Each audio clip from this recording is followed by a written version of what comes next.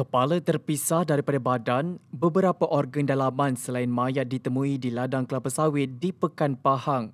Itu insiden pembunuhan terbaru membabitkan kanak-kanak yang juga golongan tidak berdaya. Siapa yang harus dipersalahkan? Adakah masyarakat pada hari ini sudah hilang pertimbangan dan nilai kemanusiaan terhakis dalam diri mereka? Ikuti perkongsian pensyarah kanan program Psikologi Kesihatan Fakulti Sains Kesihatan Universiti Kebangsaan Malaysia, Dr. Shazli Izzat Ghazali yang mengupas isu berkenaan bersama wartawan Nur Ashikin Mahayin dalam Cafe Ahad minggu ini. Dr. Shazli Izzat berkata insiden itu sudah tentu memberi implikasi tidak baik kepada masyarakat. Ia boleh menimbulkan rasa tidak selamat kepada golongan tidak berdaya, iaitu kanak-kanak dan warga emas, sedangkan mereka mempunyai kebergantungan yang tinggi terhadap orang lain. Secara tidak langsung, ia turut menimbulkan konflik dalam diri mereka, iaitu kesukaran mempercayai orang lain selain daripada ahli keluarga. Pada masa sama, mereka khasnya kanak-kanak juga seperti kehilangan hak kebebasan kerana merasakan banyak tempat awam seperti di taman rekreasi tidak selamat untuk mereka lagi. Dalam kes berkenaan, Dr. Shazli Izzat berkata suspek adalah pemuda berusia 23 tahun yang dikategorikan sebagai golongan dewasa awal dan golongan ini memiliki tahap kekuatan fizikal yang tinggi iaitu berupaya melakukan apa sahaja yang mereka inginkan. Sementara itu, dalam aspek psikologi, faktor pembelajaran juga menyumbang kepada masalah ini berdasarkan kepada pengalaman seseorang itu dibesarkan dengan siapa dan sebagainya. Saya nampak sekarang ni lah coping behavior, cara daya tindak masyarakat kita.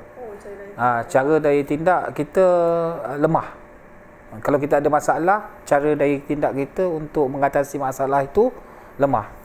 Itu yang menyebabkan itu dia kata kekuatan dalaman kita bila kita ada masalah. Kekuatan dalaman kita terganggu. Kebergantungan kita kepada spirituality agama kita pun rendah. Ini benda-benda yang menyumbang kepada banyak isu-isu lain. So bila kita dah kurang bergantung kepada agama, pada Allah, so benda-benda orang kata sin. Dosa. Yang dosa tu dia tak reti nilai. Itu dosa dia pahala dah. Kalau orang tu walaupun dia susah tetapi kebergantungan dia kepada agama dia tinggi, maka setiap kali tingkah laku yang dia buat dia fikir dulu. So sekarang ni lebih emotional centered. So dia susah, emotional centered dia kata marah. Emotion centered dia mencuri. Emotion centered dia merompak. Emotion centered dia membunuh. Bila bunuh dia rasa puas. So benda tu dia tak fikir ni. Kesan dia apa semua dia tak ni dah. Yang penting rasa puas je. Yang penting dia nak puas, dia nak rasa kepuasan tu. Yang tu yang bagi dia ultimate lah. Bila dia dapat tu coping, kata coping mechanism ataupun mekanisme berdaya tindak dia rendah. Kalau orang yang normal macam kita percaya Allah, ketentuan Allah dan sebagainya, kan, setiap satu rezeki tu mesti ada. Kalau kita berpegang pada tu tak ada masalah. Tapi masalahnya kebergantungan kepada institusi agama kita rendah. Tu yang menyebabkan a lot of issue. So saya kata yang dadah. Lepas tu ketagihan telefon, pornografi dan sebagainya. So bila itu berlaku, maka sistem spiritual dia akan rendah. Bila spiritual rendah, dia tak percaya itu sebagai salah satu cara untuk dia mengatasi masalah. Padahal kalau kita lihat pembunuhan tu suatu, kalau dibunuh maksudnya kalau bunuh hukum dia pun akan dibunuh. Kalau kita tengok dari segi itu lah. So dia rasa, bagi saya kepuasan, dia nak puaskan diri. Tahapan maksudnya lepas tu baru dia regret. So regret tak guna dah. Tapi bagi saya, saya tekankan orang-orang yang terlibat dalam jenayah ataupun dalam merempit dan sebagainya, semuanya mereka mesti ada satu lagi elemen, iaitu substance abuse. Sama ada terlibat dengan aktiviti dadah, terlibat dengan aktiviti alkohol punya ni, yang menyebabkan alam tak sedar mereka tu take charge of dia punya alam sedar. Bila take charge tu macam-macam dia boleh buat, macam saya cakap tadi lah. So bila kita tak sedar tu macam-macam kita boleh buat. Biasa alam tak sedar ni kita tidur. Kita tidur. So bila kita sadar dia boleh. So kalau makan ekstasi makan tu kita boleh masuk ke alam, dia akan trigger alam tak sedar tu. Ambil barang-barang terlarang, alkohol, lepas tu kam, hidu dan sebagainya.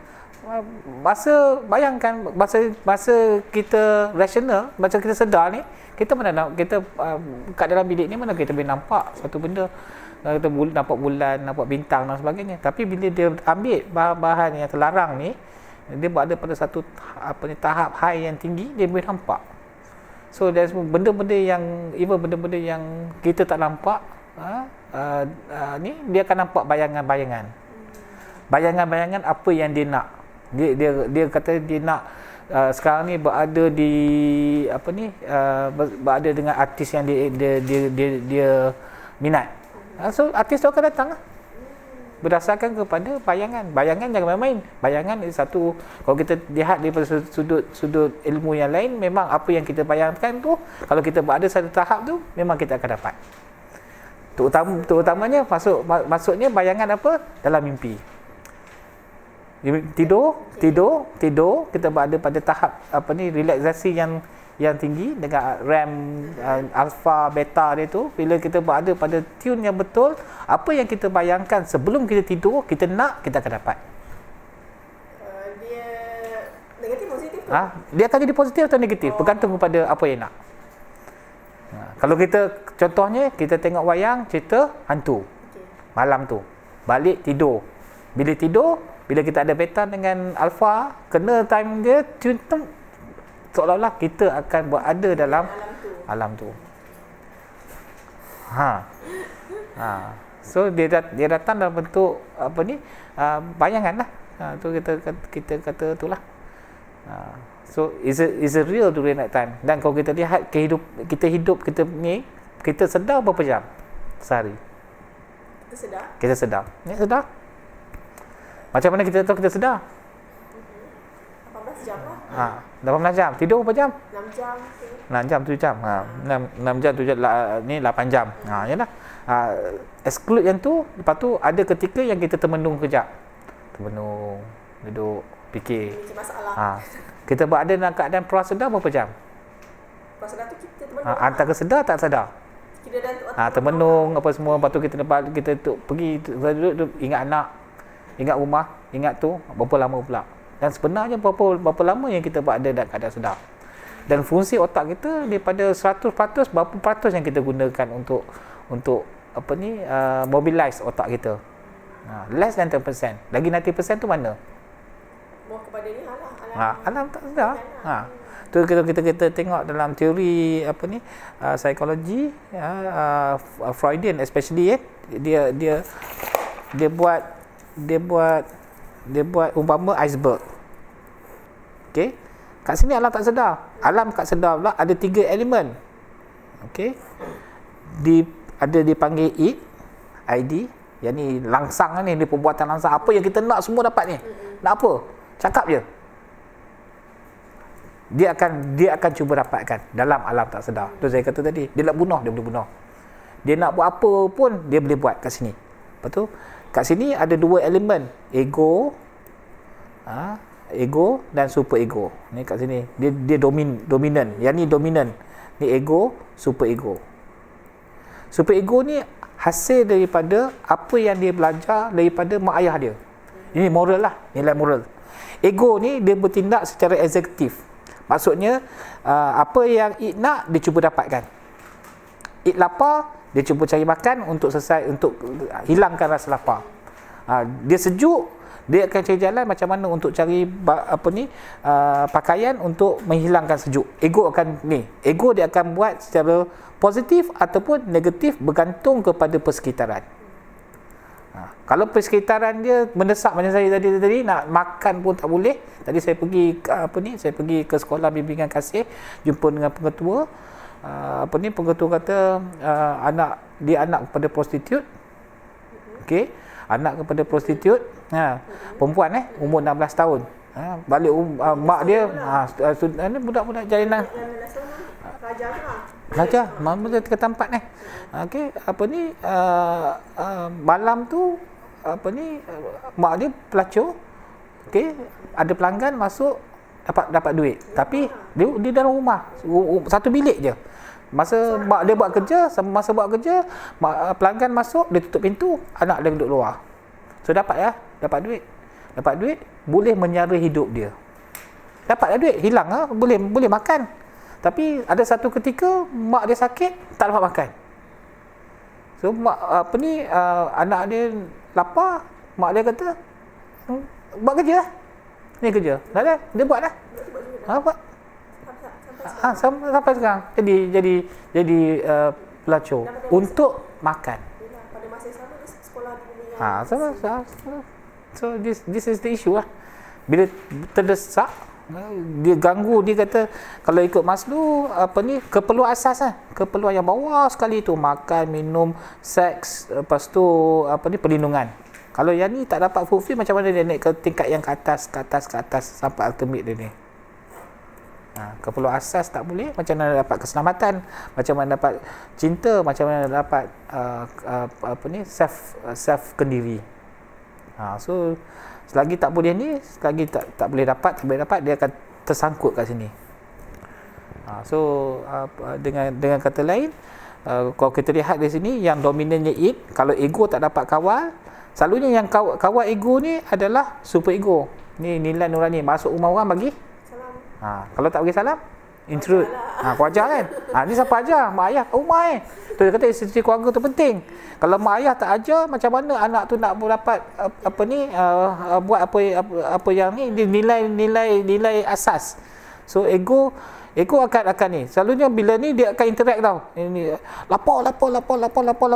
Tunggu jap. Kita tengok. Okey, ada makan. Kita beli roti. Okey, beli roti, masuk kedai, super ego kata bagi salam dulu. Dia akan integrate dalam alam tak sedar ni. Dalam alam ni duduk tengah berperang-perang ni. Tiga benda. Masuk ni dulu. Pasal mak kata kalau ni mak dapat pahala. Yang ni pahala, dosa, semua kat sini. Super ego. Okey, ego pun ikut. Lepas tu ni pula ada satu benda pula, saya lapar dahaga. Lepas tu dahaga keperluan seks pula. Ni langsang sangat ni. Ini kes rogol, kes apa semua. Ni sebab ni.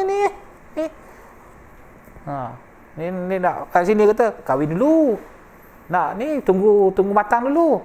So super ego yang akan ni. Pasal apa? Super ego mak ayah yang bagi tahu kata ajaran Islam haram kalau hubungan tanpa ikatan. So sinilah mak ya. Yang kontrol. Yang ni ego dia ikut je. Yang ni kalau tak ni okey, siapa-siapa yang ni boleh bagi dia, okey fine. Sini pun kena bagi didikan agama cukup. Yang ni tapi yang ni komponen yang sikit dalam alam nurani. Tu saya kata tu apa-apa pun dia akan masuk ke sini. Kalau yang ni rosak, yang ni kat mana nilai ni dia dapat daripada parents, nilai ni akan hilang sekejap je apabila pengaruh alkohol. Apabila terpengaruh dengan dadah ataupun terpengaruh dengan apa-apa aktiviti yang menyebabkan berlaku ketagihan. Bila ada yang ni, bila ada ni, hilang yang ni, bila hilang ego akan ikut pasal dia dominan. So apa benda nak buat dia boleh buat. Hilang pertimbangan dengan anak sendiri. Walaupun dengan anak sendiri. Dia kerisauan pun ada. So memang isu yang berkaitan tu memang isu relate dengan jiwa, relate dengan mental. Kalau tidak dia tak bertindak sampai ke tahap yang agresif yang macam tu. Kalau kita berada dalam ketenangan, kita tak akan bertingkah laku agresif. Kita bertingkah laku agresif apabila jiwa kita terganggu. Apabila mental kita terbeban dengan banyak masalah. Bayangkan ramai sekarang ni yang tak ada kerja.